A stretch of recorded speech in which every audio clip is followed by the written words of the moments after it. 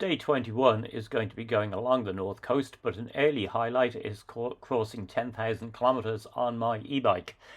This happened actually just on this particular stretch here, coming out of Durness, and I very quickly had a long stop at Smoo Cave. I'm well off the part where I'd managed to plan things in advance, but I remember seeing details of the cave when I was roughly scouting this route and saying, oh, I must go there, but not really having that much expectation of what it was going to be. But as you can see from the footage here, it's actually a very large cave that you can walk down to and then into on the beach. Now apparently when the weather is right, they also run boat trips into one of the inner caverns. The forecast, however, the day I was there wasn't good enough for that trip to be running. At this point in the day, the rain has not yet arrived, but don't worry, as soon as I start cycling again, it will. But yeah, quite a cave complex with a set of legends attached to it, including some murders and some pirates and some smugglers, and a good little stop right beside the road. In fact, you go by it. Down into the cave to have a look around, and yep, you can even get somewhat into the inner cave. As I said, there is apparently a third cave beyond this. I used to do caving when I was in my late teens and early 20s, so this was a bit of a nostalgia trip, even if considerably less mucky than those trips where you'd come out absolutely covered in mud. So I mentioned that forecast, which was pushing me on. I was aware that there was really nasty weather coming in, but this part of the morning was actually very nice. It was grand. And then just as I thought it wasn't going to rain, it suddenly caught up with me, as usual, on a high point. The forecast was promising light rain, but it got a bit heavier, and of course just at the top of the bloody mountains as well. But the view is pretty beautiful. I'll swing the camera around.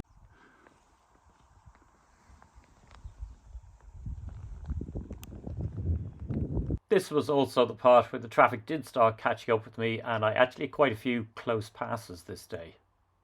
In the gaps in the rain, the scenery was pretty stunning. Great views across the bay here. I was going to be cycling both sides of this. And again, as with yesterday, there's very few roads in this area. There's basically the road running along the coast, the North Coast 500, and then there's one or two north-south roads coming off it. But that's part of the reason for the intense traffic, is that everything is trying to use the one road, and particularly with tourism, that can really mean at times it's just too many vehicles. That said, I wouldn't let it put you off. It's busy, but it's not as bad as Skye is at all. One of the joys of travelling is being able to sample the local cuisine.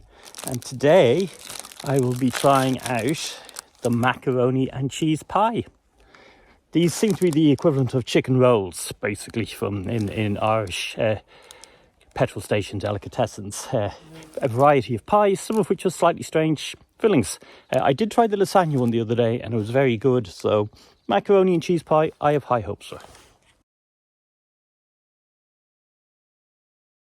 Well, now out of its case, we can see it's got macaroni and cheese in a pie crust.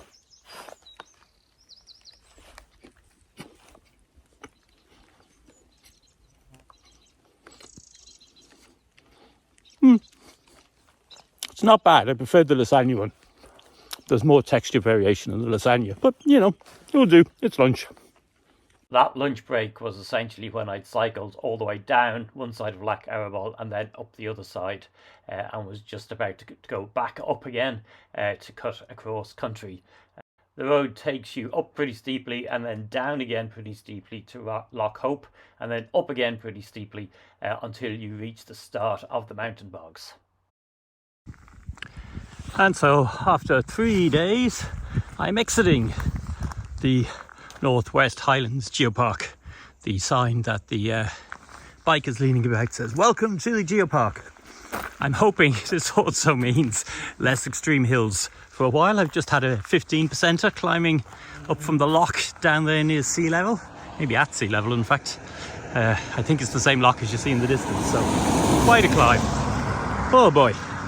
And unfortunately the wind has died down, which means whenever I stop, about 3 minutes later, midges appear and start chewing at me. That's very upsetting, I don't like it.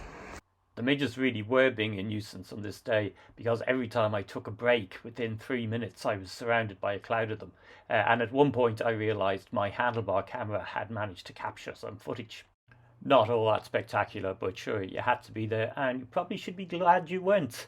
Anyway, back on the road I went, and as I said, in this section you're coming into the first of the really big mountain bogs, the kind of raised bogs that you also get in Ireland. Although in northern Scotland, at least the term that's used for them is flows. And in fact, in another few days on my way back from Orkney, I'm going to be cycling across the biggest flow in Europe for most of a day, which was also quite spectacular. But in the meantime, here's this one, pretty impressive. So coming down from this one, the road's going to take me to Kyle of Tongue, which basically is an inlet. A lot of the names in the North Coast in particular are Norse in origin, which is why you'll hear me struggle over the pronunciation. I kind of find the familiarity of the Gaelic terms and then the non-familiarity of the Norse ones throwing me all the time as I'm trying to work out how to pronounce things, but hopefully I'm doing a fair enough job as I read them off. The rain just got worse as the day progressed, and this, in fact, was very much the weather I'd been trying to avoid catching me while I tried to get up to the North Coast. So, the first day on the North Coast, I was getting hammered by it, but at least I hadn't been caught trying to come up the mountains on the way up to the North Coast the day earlier. This final descent was taking me into Bettyhill, where I would spend the night at a basic campsite that's just at the edge of the town there, and there's also a decent enough cafe that does evening meals. Yet more rain forecast though for day 22. If you're following all this journey so far and you haven't subscribed to the channel, be sure to give the video a like and leave some comments for me, and I'll reply to any questions.